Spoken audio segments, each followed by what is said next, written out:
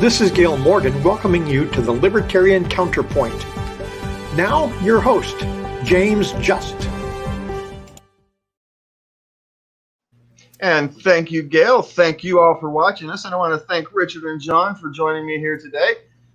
Gentlemen, it's been an interesting week. We've got some news out of New York, out of the New York Times, Washington Post, my bad, that liberals, and it's more people than ever, first-time homebuyer guys, are kind of going off the charts. You've got Democrats. I read in the story, they literally told a story about a Democrat woman says, this is totally against my belief, but I feel we need to protect ourselves. She brought her and her daughters in to buy guns.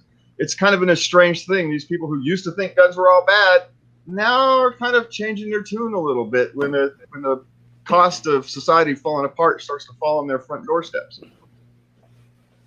Well, I think it's a wonderful thing. I think it's a wonderful thing, but thank you so much, whoever provided that wonderful Washington Post article. When people were talking about what they were afraid of, this woman was afraid that if she walked around somewhere that she'd be shot by police. She was afraid that if she was driving somewhere and told them that she had a weapon in her car, that they would shoot her. And on and on and on. So their fears are, I think it's wonderful that more people have guns. I think, and all the studies have shown that the more guns there are, the less crime there is. Now, there was a spike in guns sales this year and a spike in crime, but I think we can write the spike in crime off to the pandemic and the lack of police presence out there. So, but I think the idea that these people that are horribly afraid of guns and think they're evil, hopefully by osmosis they'll realize that guns are by 1,000 to 1 used by a civilized populace to protect themselves and actually prevent crime. Maybe that'll actually sink through. I know, Richard, you wanted to say something, so I think it's interesting that 40%, according to who knows how reliable they are, but according to the statistics that have been compiled in the last year, some 40% of new gun owners are people who have never owned guns before, or gun buyers are people who have never owned guns before. And it's probably disproportionate, at least by historical standards, more minorities, more people who are of non-binary sexual identification, people who are traditionally considered to be on the not part of the white majority, are the people who are saying, you know what, we are more at risk than we think we are, and we certainly can't depend upon the police force to come to our aid. As the old saying goes, if you want police protection within the next 5 minutes, call the police and they'll be there within an hour. And it's a reality check. We're seeing crime in the streets as a result of the Floyd riots last year, as a result of the so-called insurrection on January 6th, as a result of the tribalization of American politics, whether you're a Trumpista or a Bernie Sanders in the East, it doesn't make any difference. The gulf between people agreeing with each other has become almost too wide to be bridged anymore. And so people are kind of retreating into armed camps. And if you are looking at a society that is divided into armed camps, you want to be armed. And that's kind of the whole situation. So it's both a good thing in the sense that people are realizing that they are individually responsible for their own defense, and the bad thing as a reflection upon how divided and how violence prone our society has become. And I think I would like to add to that. I know, James, you're going to chime in. No, go ahead. But I know that the goal of both the major political parties, I call them Republicrats or Democrats, because they're really the same. They're just their differences are paper thin, but in order to get people to vote, you get them afraid. In order to get them to give you money, you get them afraid. In order to get you to support your wacky ideas, you get them afraid. And so the political parties, the major political parties, have basically succeeded in making the populace fearful enough to do something that's always been the right of an American and has always proved effective in basically doing what it's supposed to do. A gun, in 999 times out of 1,000, a gun is used by a civilized populace to protect itself. And the things that make the news are when guns are used by criminals in criminal acts, or by the infinitesimally small number of people who do mass shootings, because mass shootings those numbers are tweaked like crazy to make people think that your child going to school paints a target on their back, when most things that are labeled as mass shootings are actually gangbangers shooting each other up. The things that we think of as mass shootings are infinitesimally small. And most murders, most violent crime is committed with a handgun, not the so-called assault rifle. And again, over and over and over again, most times guns are used. Just owning a gun, having a gun in your home makes you more safe from a criminal act in your home. Concealed carry laws cut way down on or having more people have concealed carry has a greater effect on suppressing crime. So there's some good and bad, as Richard said. The bad is that the political parties have succeeded in making people enormously afraid, and when you're afraid, you do things to protect yourself. Again, I'd like everybody to. I know we post all the source material that we use in these discussions on the website now. Is that correct? Correct. James? Yep. So just reading the fears that some of these people have, there was an interesting newspaper article recently about there's a poll. I don't know if it's a Pew poll or a Gallup poll about what people are afraid of. And finally, 22% of the populace in this country is more afraid of the government than they are anything else. And that if it was 51% of the populace, I'd be a little bit happier. And the poll broke down along party lines that it's government was rated number 1 and COVID was rated number 2, and I don't know what was rated after that.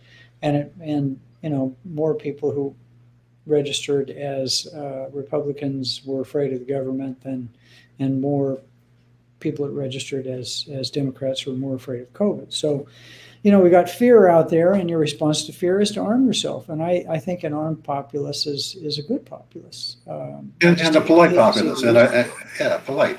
And I think the other thing that's happening is what goes around comes around. Politicians have been using fear to motivate voters to vote for them. Now, what they have actually done is used fear to motivate voters into arming themselves against the politicians, ultimately, because the ultimate reason for the Second Amendment is as a break against government tyranny, the kinds of things that happened in the 20th century, like Mao, Stalin, Hitler, Pol Pot. Yep. Well, our politicians like to restrict our gun rights, under the guise of reducing gun violence. But if you take away the guns, you still have the violence. I read today that London has overtaken New York City in their murder rate. So, getting rid of guns doesn't get rid of the desire to create mayhem. And so if you don't just deal with the desire, you're just taking the guns out of people who are able to defend themselves. Yeah. And so, go ahead, John. I think you bring up there's many studies that have done. We're a murderous country. And even if you take away all the guns, we're still the most murderous country. Maybe not some of the places where our drug problem has created cartel violence, but that's all with guns. So, and in London, they have what they see as an epidemic of knife violence. People are cutting each other up, and I think knives are the second greatest weapon used in murders in sharp implements in this country. But if you pull out all the gun violence, we're still killing each other at an astonishing rate. And there's some racial statistics that I would rather a friend of mine who's a black pastor talk about. So I don't appear to be a racist, but he informed me on them. And most of the crime is committed by black people on black people. And I don't know what that means, but it's all of this is just crazy. And like Richard said, an armed society is a polite society. When you think that the guy that you're road raging against and you run off the road in your whatever car it is might be packing a gun, you're probably going to be a little bit more polite driving. So anyway, I think I'm just rambling now. But yeah, we probably kicked this one to death. We probably murdered this topic to death. We're going to go ahead and move on to talk about the media. There's a story here that 58% of Americans distrust the media, and 58% of voters agree that the media are the enemy of the people. Now, for those of us who have been watching the media for a long time, we're going, well, thank you for finally paying attention. But what do you guys have to think about that? And I think you need to add social media to the equation. It's not just the legacy mainstream media that people are coming to distrust. It's also social media, namely Facebook, YouTube, and Twitter, and so forth. And for good reason, because I remember back in I think it was the late 90s, Hillary Clinton saying that, we used to have control over, have gatekeepers. Her word was gatekeepers on the media. That was back when ABC, CBS, and NBC controlled 90% of the news, and as far as broadcast was concerned, and the New York Times, on the Washington Post, and the Los Angeles Times controlled a similarly large portion of print media. And there was no such thing, or there was just beginning to be such a thing as internet media. And at that stage, internet media was pretty much unregulated and pretty much a free-for-all. Anybody with an internet connection could set up their own soapbox, and nobody got in the way of that soapbox being picked up. Witness people like Alex Jones and that sort of person. Really nutty people could get an audience and get it fairly quickly. Hillary was lamenting that we don't have gatekeepers on the internet, and that's a bad thing. Well, now we have gatekeepers on the internet as well as the mainstream media, and so people are rightfully recognizing that they're all lying to us or pushing an agenda that may or may not agree with our own agenda. Absolutely agree. And the press has always influenced voters. I mean, back to the contrived the Spanish-American War. And but what's it that give me a picture, I'll give you a war, even if it's it's not a new concept. You would think that with a diffused media, with so many people having a voice, that more objective media would be the result. But I think just the opposite has happened. I used to, maybe I'm just getting old, Richard. Tell me if you remember this. You used to be able to read a newspaper, and even a left-leaning newspaper or a right-leaning newspaper, you could read it and think that the facts as they were reported in the article, despite bias, were correct, because that's what they taught in journalism school. And the bias might be there, but the facts as reported could be depended upon most of the time. Now when I read articles, what? True, but yeah, go ahead. Now when I read an article, whether it's on the interweb, as I like to call it to upset my daughter and make her roll her eyes, or in mainstream media or on a news broadcast, the facts themselves are misreported. Not just, a lie of omission by leaving numbers out, but simply misreporting information, just making stuff up. So I can't depend on even the numbers that are being interpreted by the news people, which isn't their job. Their job is to simply report the news. as being factual. Anyway, you had something to say about it, Richard. Yeah, I mean, when I went to journalism school, when I first went to college, it was in journalism. And we were taught who, why, what, when, where, and how, the 5 W's and an H. And for the most part, that was what media reported. But there was still the sin of omission, and that was huge. If you wanted to present a particular viewpoint, whether you're television or newspaper or whatever, you could simply do it by spiking the story. A story you don't like the implications of, spike it. Don't run it. Don't ignore it.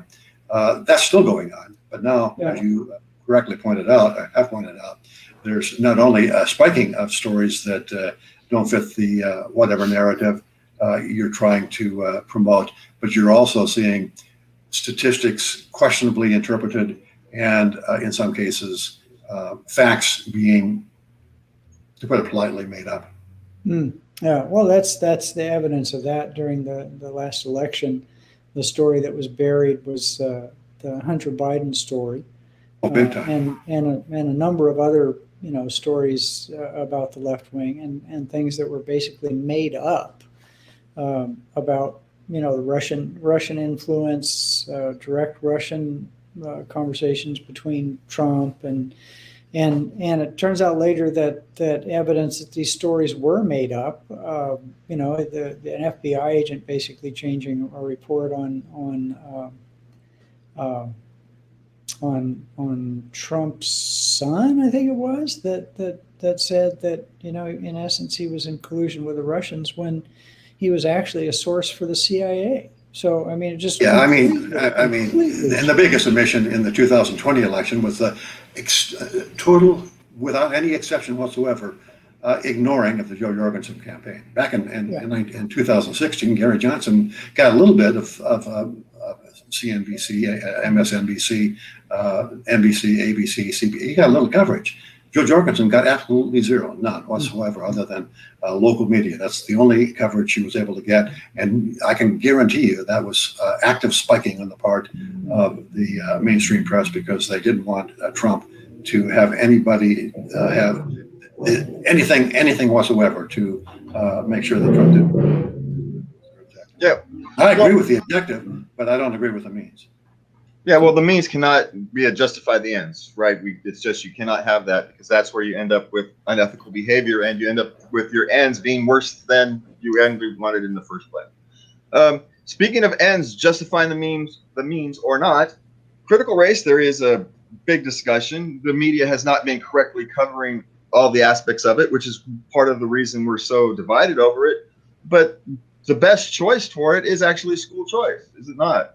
Giving us the ability to pick and choose where we get to send our children and the type of education our children have, rather than have it dictated to us from politicians up above. Isn't that the real answer to these kind of questions? If you were to ask me how to define critical race theory, I really couldn't do it, because I keep hearing, whether you're getting a definition from the left or the right, the definition differs dramatically. And I don't have any objection whatsoever to critical race theory being taught in schools to which their parents are sending their children voluntarily. I do object to any kind of propaganda, whether it's critical race theory or white supremacist theory or any other kind of propaganda being taught to kids who are in essence jailed in school by mandatory public schooling, which is kind of the case that we have now, with the very rare exceptions of where parents are rich enough to send their kids to private school, or independent enough to homeschool or use charter schools if they're available. Making school choice more widely available solves the problem of parents having their kids subjected to social justice theories or whatever that they don't particularly agree with. And that's kind of one of the unforeseen good consequences of the lockdowns of the last year.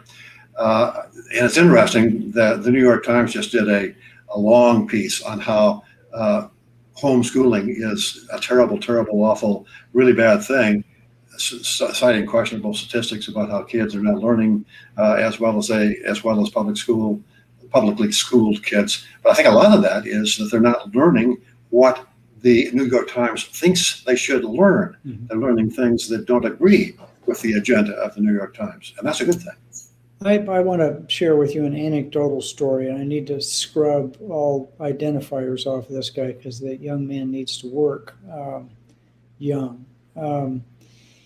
I recently used a ride-sharing service to get home from an event, and patriotic event, a celebration of our independence, fireworks and all the rest of that, and found out that the person driving was a teacher, and you know, despite the cautionary shushing of my wife, who was in the vehicle at the time, I espoused my complete disdain for public school teachers. And I wish I could remember the quote. For her last name's Paterson, I think one of the founders of basically libertarian thought. Yeah, Isabel Patterson. Isabel Patterson.